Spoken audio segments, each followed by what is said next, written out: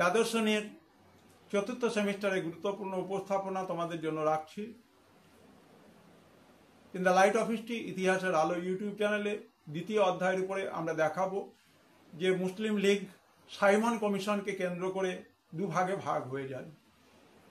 মুসলিম লীগের এই ভাগ হওয়াটা সঙ্গত ছিল, কারণ সাইমন কমিশন 1927 সালের 8ই নভেম্বর ব্রিটিশ প্রধানমন্ত্রী স্ট্যানলি বল্ডউইন ভারতের নতুন সংবিধান তৈরির জন্য সাইমনকে পাঠান এবং সাইমন এই কমিশনে কোনো ভারতীয়কে না রাখার জন্য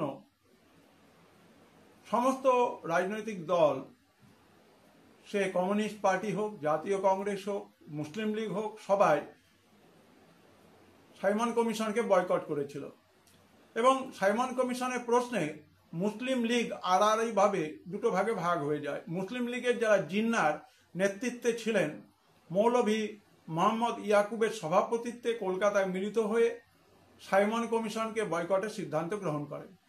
অন্যদিকে পাঞ্জাব গোষ্ঠী বলে যে গোষ্ঠী পরিচিত ছিল, সেখানে স্যার মোহাম্মদ শফি, ফিরোজ খাঁ নূর, ফজলি হোসেন, স্যার মোহাম্মদ ইকবাল এর নেতৃত্বে একটি দল লাহোরে মোহাম্মদ শফির সভাপতিত্বে অনুষ্ঠিত একটি সভাতে সাইমন কমিশনকে স্বাগত জানিয়ে একটি প্রস্তাব গ্রহণ করে।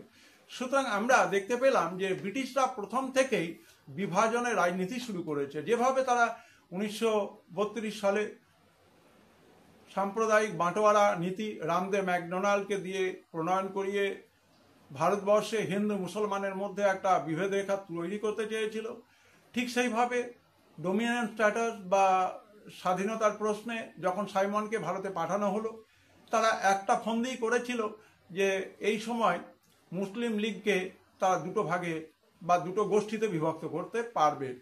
এবং আমরা স্বাভাবিকভাবে দেখলাম যে সাইমন কমিশন ভারতীয়দের স্বাধীনতা দেওয়ার জন্য বা সংবিধানের জন্য পাঠানো হলেও এখানে কিন্তু যাদের মঙ্গলের জন্য সাইমন কমিশন পাঠানো হচ্ছে তাদেরই কোনো সদস্য নেই। স্বাভাবিকভাবে এইখানে কিন্তু মুসলিমরা এই সিদ্ধান্তগুলোকে ভালোভাবে নেয়নি, আবার একটা অংশ সাইমন কমিশনের পক্ষে থেকে গেছিল।